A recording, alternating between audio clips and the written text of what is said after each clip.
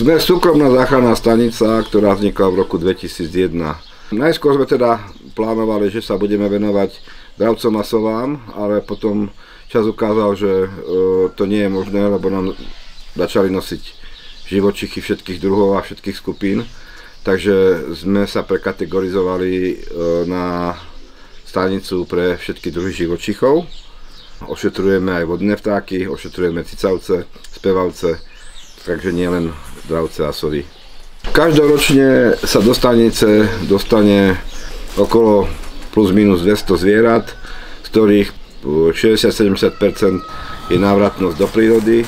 Pokiaľ sú to len nejaké jednoduché zásahy alebo operačné zásahy, tak tie zvieratá vieme do niekoľkých dní, týždňov vypustiť, ale sú aj pacienti, ktoré máme niekoľko mesiacov, dokonca aj viac ako rok.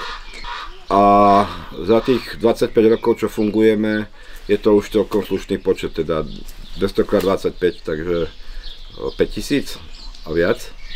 Taký, poď ku mne. Dobre. Takže areál stanice sa nachádza zhruba na 3 hektároch, 3,5 hektára. Sme multifunkčná stanica, máme niekoľko desiatok volier a ďalších niekoľko desiatok rôznych iných zariadení chovateľských.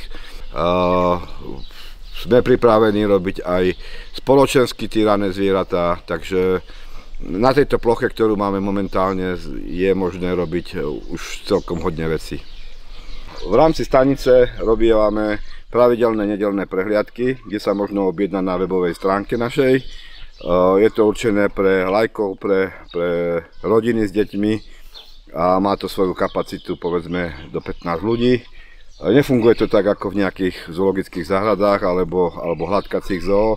My našich pacientov nevyťahujeme, neukazujeme.